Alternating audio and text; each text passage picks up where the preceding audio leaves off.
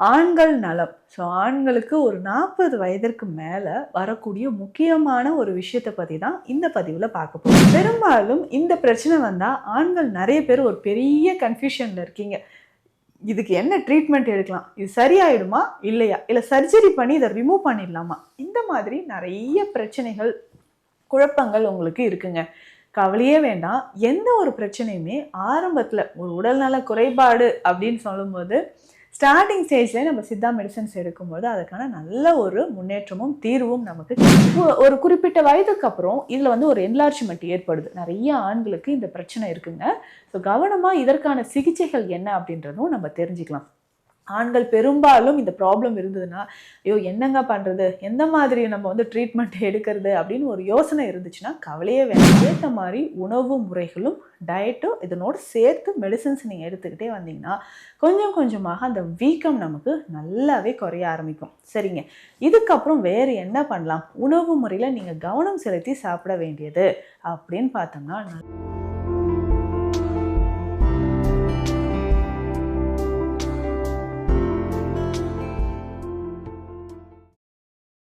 வரம் நேயர்களுக்கு வணக்கம். நான் டாக்டர் நித்யா, சித்தா ஃபிசிஷியன். ஆண்கள் நலம். ஸோ ஆண்களுக்கு ஒரு 40 வயதிற்கு மேல வரக்கூடிய முக்கியமான ஒரு விஷயத்த பத்தி தான் இந்த பதிவுல பார்க்க போறோம். பெரும்பாலும் இந்த பிரச்சனை வந்தா ஆண்கள் நெறைய பேர் ஒரு பெரிய கன்ஃப்யூஷன்ல இருக்கீங்க. இதுக்கு என்ன ட்ரீட்மெண்ட் எடுக்கலாம்? இது சரியாயிடுமா? இல்லையா? இல்ல சர்ஜரி பண்ணி இத ரிமூவ் பண்ணிடலாமா? இந்த மாதிரி நெறைய பிரச்சனைகள், குழப்பங்கள் உங்களுக்கு இருக்குங்க. கவலையே வேண்டாம்.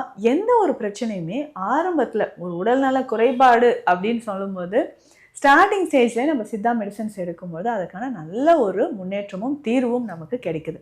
அந்த மாதிரி தான் நிறைய ஆண்கள் இருக்கக்கூடிய ஒரு பிரச்சனை அப்படின்னு பார்த்தோம்னா, புரஸ்தகோள வீக்கம், புரோஸ்டேட் கிளாண்ட் என்லார்ஜ்மென்ட் அப்படின்னு சொல்றோம். புரோஸ்டேட்டோமெகாலி இதுல வந்து சில கண்டிஷன்ஸ் நம்ம சொல்றோம். கிரேட் 1, 2, 3, 4 அப்படின்ட்டு. அப்படி புரோஸ்டேட் கிளாண்ட்லாம் என்னங்க? ஆண்களுக்கு தான் இருக்குமா? கண்டிப்பா. இது ஆண்களுக்கு மட்டும் இருக்கக்கூடிய ஒரு கிளாண்ட்.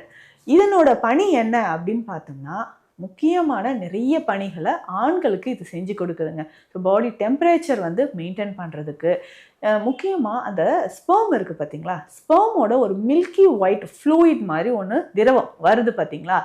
அதற்கான அதாவது அந்த உயிரணுக்களுக்கு ஒரு நரிஷ்மெண்ட்காக செக்ரீட் ஆகக்கூடிய ஒரு திரவம் இந்த கிளாண்ட்ல இருந்து தான் செக்ரீட் ஆகுது.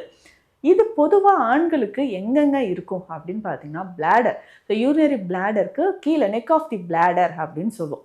ஸோ அதுக்கு கீழ ஒரு வால்நட் சைஸ்ல இருக்கக்கூடிய ஒரு முக்கியமான ஒரு கிளாண்ட். ஸோ இதனால தான் ஆண்களுக்கு வந்து அந்த செமனோட குவாலிட்டி ஒரு அதுக்கான ஒரு நரிஷ்மெண்ட் இதில தான் செக்ரீட் ஆகுது அப்படின்னு சொல்லலாம். ஒரு குறிப்பிட்ட வயதுக்கு அப்புறம் இதில் வந்து ஒரு என்லார்ஜ்மெண்ட் ஏற்படுது. நிறைய ஆண்களுக்கு இந்த பிரச்சனை இருக்குங்க. ஸோ கவனமாக இதற்கான சிகிச்சைகள் என்ன அப்படின்றதும் நம்ம தெரிஞ்சுக்கலாம். ஆண்கள் பெரும்பாலும் இந்த ப்ராப்ளம் இருந்ததுன்னா, ஐயோ என்னங்க பண்ணுறது? எந்த மாதிரி நம்ம வந்து ட்ரீட்மெண்ட் எடுக்கிறது? அப்படின்னு ஒரு யோசனை இருந்துச்சுன்னா, கவலையே வேண்டாம். நீங்கள் என்னென்ன டெஸ்ட் எடுக்கணும் அப்படின்றதும் நான் சொல்கிறேன். ஸோ முக்கியமாக இதில் வந்து கொஞ்சம் என்லார்ஜ்மெண்ட் ஆகும். ஏதாவது ஒரு காரணத்தினால சுகர் ரொம்ப நாளாக இருந்தாலோ, அடிக்கடி யூரினரி ட்ராக் இன்ஃபெக்ஷன் இருந்தாலோ, இல்லை பிளாடர் யூரினரி பிளாடரில் உங்களுக்கு போஸ்ட் வைட் யூரின்னு சொல்லுவாங்க. யூரின் போன பிறகு கொஞ்சம் யூரின் அதிலே தேங்கி இருக்கும். ஸோ அந்த மாதிரி இருந்தாலும் உங்களுக்கு என்ன ஆகும்னா, இந்த புரோஸ்டேட் கிளாண்டில் ஒரு வீக்கம், என்லார்ஜ்மெண்ட் அப்படின்றது ஏற்படலாம். இதை நம்ம எப்படிங்க சரி செய்யலாம் அப்படின்னா, ஃபர்ஸ்ட் நார்மலாக ஒரு வீக்கம் இருக்குது அப்படின்னா, பினைன் புரோஸ்டாட்டிக் ஹைப்பர்ப்ளேஷியா அப்படின்னு சொல்லுவோம். பிபிஹெச் அப்படின்னு சொல்கிறது. இது வந்து கேன்சர் கிடையாது. பட் இதில் வந்து ஏதாவது ஒரு லம்ஸோ, இல்லை ஒரு சின்ன கட்டிகளோ, இல்லை இன்ஃப்ளமேஷனோ இருந்தால் ஏற்படக்கூடிய ஒரு வீக்கம். ஸோ இதை தாண்டி வேறு என்னங்க டெஸ்ட் பண்ணலாம் அப்படின்னு பார்த்தீங்கன்னா, பிஎஸ்ஏ டெஸ்ட் கண்டிப்பாக பார்த்துருங்க. புரோஸ்டேட் ஸ்பெசிஃபிக் ஆன்டிஜன் அப்படின்னு சொல்கிறது.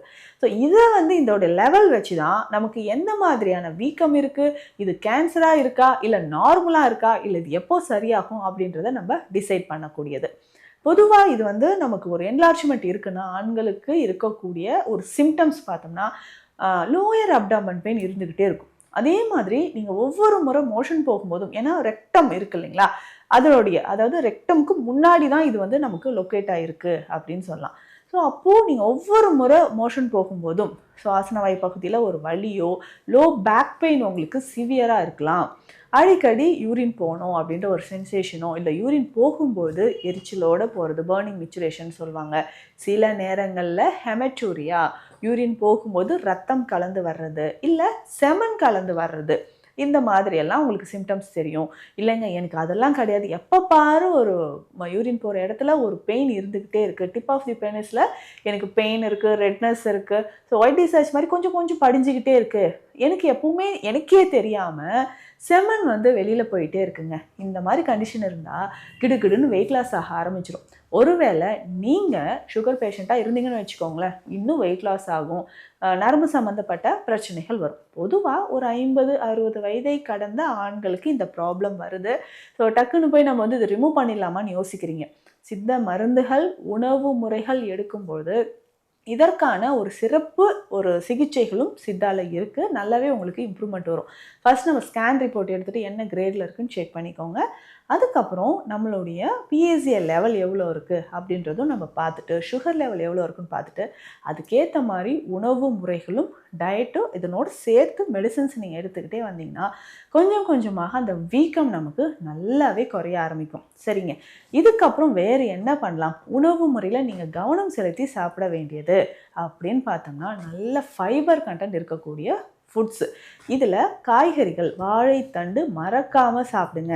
வாழைத்தண்டு ரொம்ப முக்கியம். இதனோட வாழைப்பூ ரொம்ப முக்கியம். இந்த வாழைப்பூவை கஷாயமாக நீங்கள் குடிச்சிட்டு வரணுங்க. ஒரு 2-3 கைப்பிடி அளவு வாழைப்பூ எடுத்துகிட்டு சின்ன சின்னதாக கட் பண்ணி 3-4 கிளாஸ் தண்ணீரில் இந்த வாழைப்பூ அப்படியே போட்டுருங்க. 1/2 ஸ்பூன் அளவுக்கு சோம்பு போட்டுருங்க. போட்டுட்டு ஒரு சின்ன துண்டு இஞ்சி போட்டு நல்லா பாயில் பண்ணிடணும். 4 கிளாஸ் தண்ணி 1 கிளாஸாக வரணுங்க. ஃபில்டர் பண்ணிவிட்டு காலையில் குடிச்சிட்டு வரணும். என்னால் இது எம்டி ஸ்டொமக்கில் குடிக்க முடியலன்னு நீங்கள் ஃபீல் பண்ணிங்கன்னா பிரேக்ஃபாஸ்ட் எடுத்ததுக்கப்புறம் தாராளமாக இதை குடிச்சிட்டு வரலாம். ஏதாவது ஒரு வேளை இந்த வாழைப்பூ கஷாயத்தை ரெகுலராக குடிச்சிட்டு வாங்களேன், நல்ல ரிசல்ட் இருக்கும். அந்த ப்ரோஸ்டேட் கிளாண்டோட வீக்கம் இருந்ததுன்னா அது குறையிறதுக்கும் நமக்கு இது ரொம்ப ரொம்ப யூஸ்ஃபுல்லாக இருக்குங்க. ஸோ இதை நீங்கள் ரெகுலராக குடிச்சிட்டே வரலாம். ஒருவேளை உங்களுக்கு சுகர் இருந்துச்சு அப்படின்னு சொன்னால் திரிஃபலா சூரணம் ரொம்ப ரொம்ப எக்ஸலண்ட்டான ஒரு தீர்வு நமக்கு கொடுக்கும். திரிஃபலா சூரணம் எப்படி பயன்படுத்தலாம் அப்படின்னு கேட்டிங்கன்னா, 100 கிராம் திரிஃபலா சூரணம் எடுத்துக்கோங்க. 50 கிராம் மஞ்சள். ஸோ திரிஃபலா அப்படின்னு சொன்னாலே கடுக்காய், நெல்லிக்காய், தாண்டிக்காய் இருக்குது இல்லைங்களா? இது 100 கிராம் திரிஃபலா சூரணம், 50 கிராம் மஞ்சள் பொடி. இது நல்லா மிக்ஸ் பண்ணிவிட்டு டெய்லி இதை என்ன பண்ண போகிறோன்னா கஷாயமாக தான் குடிக்கணும். தண்ணியில் கலந்து குடிக்கிறத விட நீங்கள் கஷாயமாக இதை குடிச்சிட்டு வாங்களேன், நல்ல ரிசல்ட் இருக்கும். சரி, காலையில் நான் வாழைப்பூ கஷாயம் குடிக்கிறேன் அப்படின்னு சொன்னீங்கன்னா இரவு நேரத்தில் இந்த திரிஃபலா கஷாயம் குடிச்சிக்கோங்க. ஸோ இது என்ன இரவு நேரத்தில் குடிக்கிறதுனால என்ன பெனிஃபிட்? சுகர் லெவல் குறைய ஆரம்பிக்கும், மலச்சிக்கல் இருந்தால் உங்களுக்கு சரியாகும், வீக்கம் உங்களுக்கு நல்லாவே குறைய ஆரம்பிக்குங்க. ஸோ இரவு நேரத்தில் இது என்ன பண்ணலான்னா திரிஃபலா சூரணத்தோட மஞ்சள் பொடி நான் சொன்ன அளவுப்படி எடுத்து 1 ஸ்பூன் தண்ணீரில் நல்லா கொதிக்க வைங்க. கொதிக்க வச்சுட்டு ஒரு 60 to 80 ml இந்த கஷாயத்தை இரவு மட்டும் டெய்லி குடிச்சிட்டு வாங்க. நல்ல ரிசல்ட் உங்களுக்கு இருக்கும். இதை தாண்டி இன்னும் சித்த மருத்துவத்தில் நம்ம கிளினிக்லையும் ஸ்பெஷல் ட்ரீட்மெண்ட் நிறைய கொடுத்துட்ருக்குறோம். ஸோ இதில் முக்கியமாக அமிர்தவள்ளி கற்பம் கொடுக்குறோம். அருநெல்லி பாவன கஷாயம் அப்படின்ற ஒரு மருந்து இருக்குங்க. இந்த கஷாயத்தையும் நீங்கள் ரெகுலராக எடுத்துக்கிட்டே வரும்பொழுதும் இதனோட சேர்த்த குரு மருந்துகளும் நம்ம ஃபாலோ பண்ணிக்கிட்டே வந்தோம்னா உங்களுக்கு நல்லாவே ரிசல்ட் இருக்குங்க. ஸோ ப்ரோஸ்டேட் கிளாண்ட் என்லார்ஜ்மெண்ட் இருக்கா? ஒரு 50 வயதுக்கு மேற்பட்ட ஆண்களுக்கு வரக்கூடிய சில பிரச்சனைகளுக்கும் சித்த மருத்துவத்தில் தீர்வு இருக்குது. ஸோ உணவு முறை மூலமும் சித்த மருத்துவத்தின் மூலம் அது எளிமையாக குணப்படுத்தலாம். சித்த மருத்துவம் தொடர்பான மருத்துவ ஆலோசனைகளுக்கு ஸ்க்ரீனில் இருக்கிற நம்பருக்கு கான்டாக்ட் பண்ணுங்கள். நன்றி.